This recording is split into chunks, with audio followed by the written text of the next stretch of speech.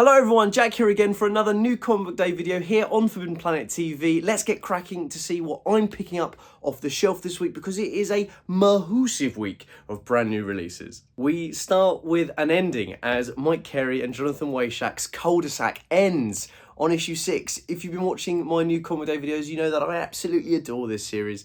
It's been so fun and violent. Weishack's art is delirious in its wonder and its crude violence. It's the story of a group of kids as they come to terms with the fact that they are vampires and that their family aren't who they thought they were. And it's got so many facets to enjoy about it. If you've not picked up any of the series, I'm going to highly recommend you pick up the trade when it finally comes out. Mike Carey, obviously a incredible writer, working on things like Lucifer Unwritten, but this really stands out to me as just a great fun little mini series. I hope there's more. I'm not normally a fan when series say that they're over and then they're like, but maybe not. But this is a big exception to that rule for me because I want to consume as much more of Cul-de-sac as I possibly can. It's been brilliant and I highly recommend you pick it up when it's available as a trade paperback. But if you've been reading it like me, then you know this is definitely not something to be missed this week. Yeah, Cul-de-sac, brilliant. Another issue 6 this week that continues some of my ongoing series is Captain America from Chip Zdarsky, taking a massive change actually from the previous arc. The first 5 issues of the series are centered around Captain America just after being thawed out of the ice and not quite attuning with the Avengers as well as we may have known, and it sort of sets itself within a period of time where he goes back to the US military before becoming an Avenger, as he tries to find his place in the world now that he is indeed a man out of time. Issue 6 sort of catapults us to the present and to the lasting effects of the recent Marvel event, One World Under Doom, where Dr. Doom became the Sorcerer Supreme and kind of like the ruler of the world. I'm not entirely up to date on that series. I still haven't finished it. It wasn't part of my ongoing reading list. Now that Captain America is kind of centering on it, I'm cautious.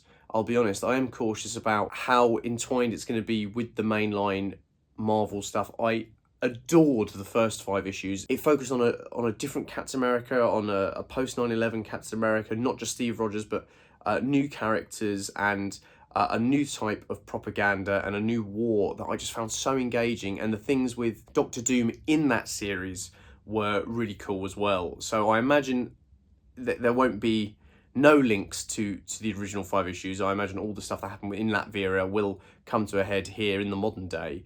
But yeah, I'm cautiously optimistic that Zdarsky's going to carry on a brilliant run.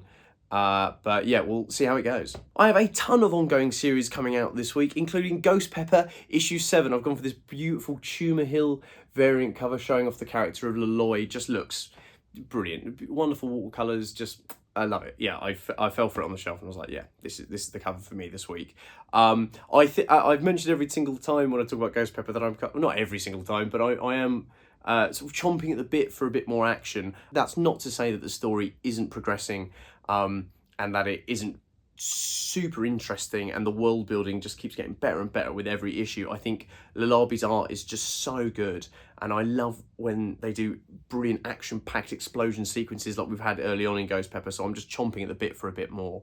But I must be patient, you know. A lot of these times it is the journey getting there, and as I said, the world building is keeping me engaged month on month. If you haven't picked up already, go and pick up volume 1. It came out last week, and then catch up in singles because this series has been brilliant and I'm excited to see some more explosions. The ongoings don't stop there. We have Amazing Spider-Man issue 20. Yes, Joe Kelly's Amazing Spider-Man. Here, the half of the story that focuses on Norman Osborn taking up the mantle of Spider-Man in Peter Parker's absence is coming to a massive crescendo. I'm so excited to see how it goes. There's some brilliant artists on this book. It's not just John Romita Jr. taking on the interior, it's also Paul Diaz and Todd Nork. So I think we're going to have an eclectic book of action-packed thrill rides. I think some other spider heroes are going to turn up as well to help Norman in his final battles. And, well, maybe not final battles. We don't know how much longer it's going to go on. But based off of the sci-fi section of the book, I think Peter's going to be making his way back home very, very shortly.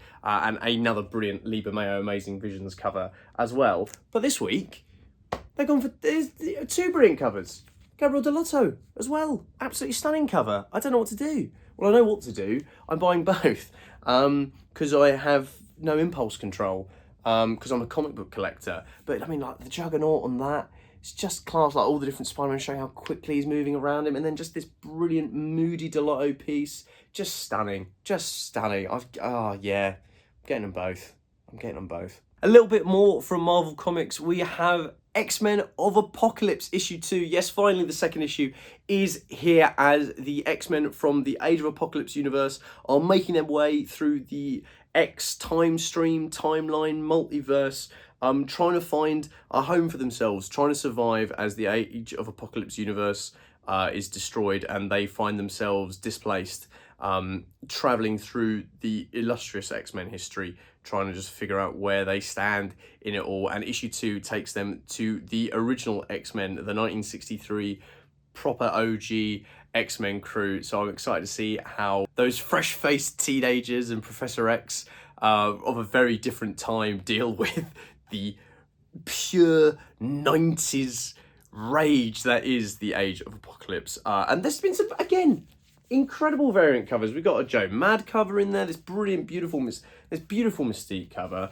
incredible Joe Mad cover there as well of Blink. And then, I mean, seriously? Well, you can't get more 90s than that. Like, on the Splat cover, I don't know, again, I can't take all three. I can't. Probably at least two. And then finally, the last book of my ongoing comics that I'm picking up this week, we have American Caper issue 3 from Dan Houser with a brilliant Simon Bisley cover. It's just a great ride. It really is. It's got the perfect amount of mystery and pulp noirness, and then it's got that hint of like violent cringe you get when playing a Grand Theft Auto or a bully game. You know, you sort of like guffaw in laughter when things happen because they're just so absurd. As is the name of the publishing house, Absurd Ventures, publishing through Dark Horse, the comic, obviously, but that's the company doing it. That's Dan Houser's new working book, and it was brilliant getting to meet him and chat about the series when we had the signing with him just earlier at the end of last year. And the series is just like pummeling through. The characters in there are detestable at best, and that makes them so engaging. And it's just been a great read so far. If you've not caught up on the series, I highly recommend doing so. The trade paperback's already been solicited as well. They're going all out to make sure that American Caper gets into as many hands as possible, and I completely understand why, because it's great fun, and I hope you are picking it up just as much as I am and enjoying it just as much as I am.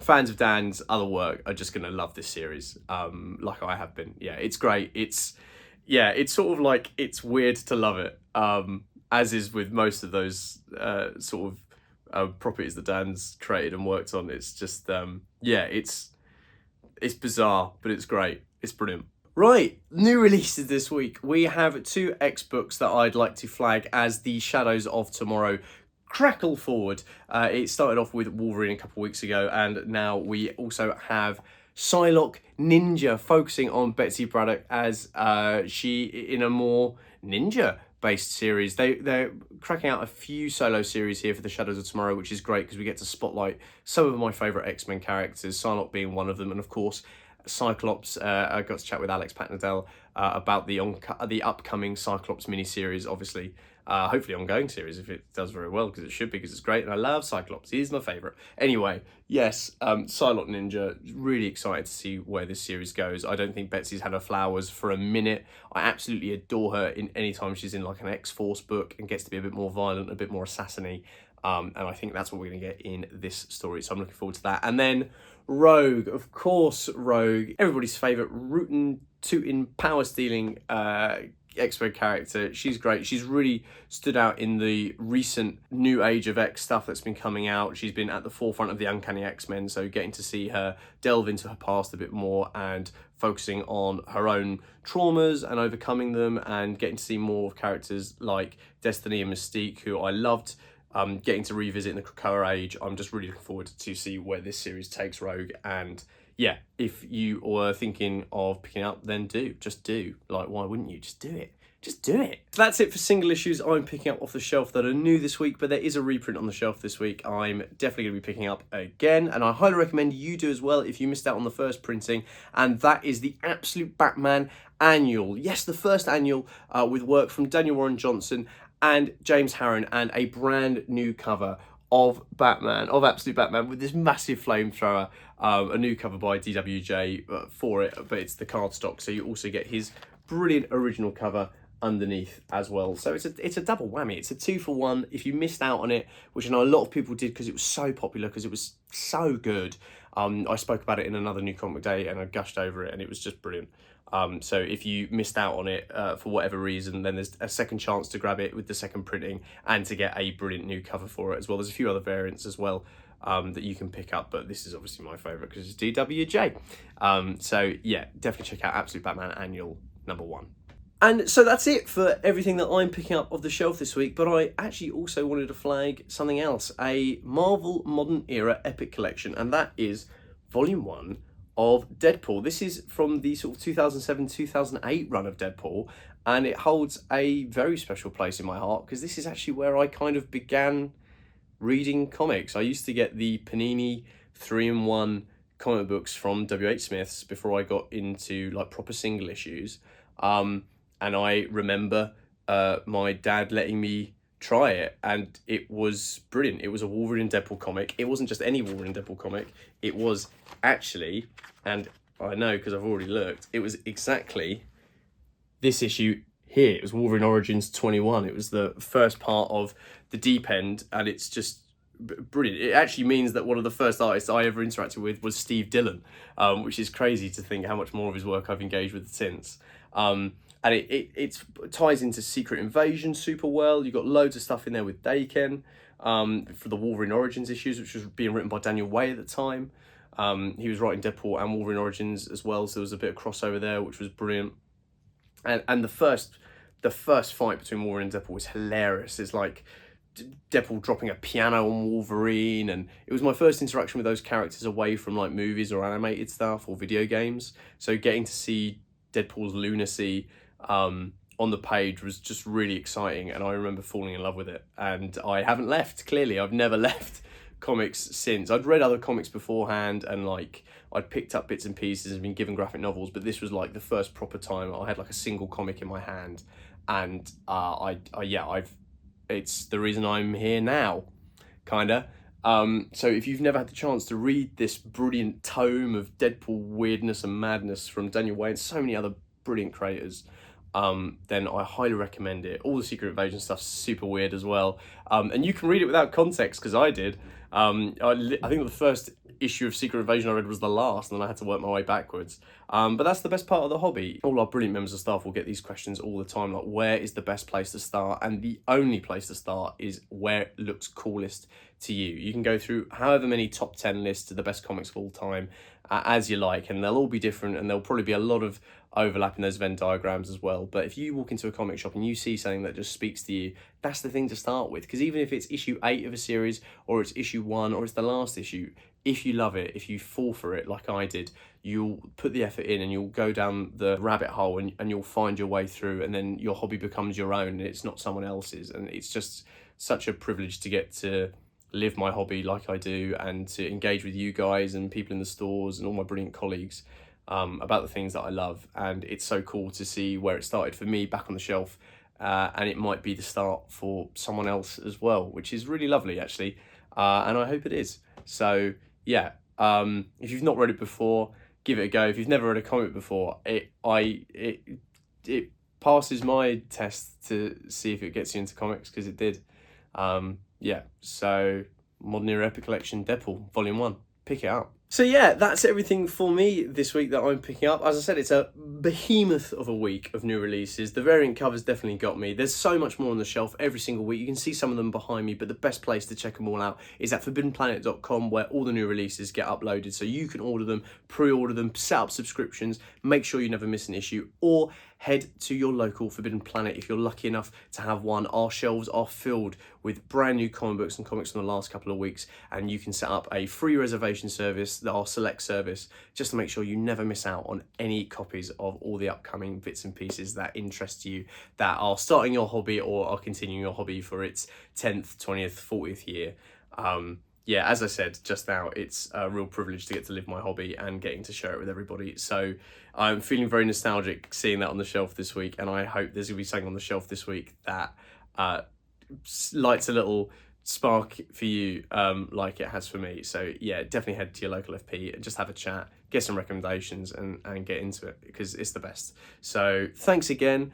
I always appreciate the support on these videos. It's great, and all the interviews recently. I have another interview now live as well with the brilliant Stephanie Phillips and Lee Garbett, talking about Daredevil 1 ahead of the release in April, and our signing with Lee Garbett at the London Megastore on April 4th, on Saturday, April 4th, between 3 and 4 p.m.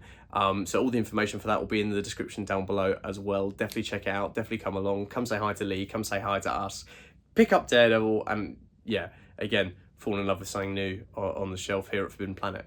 Thanks very much, and I shall see you next week for a host of new comics.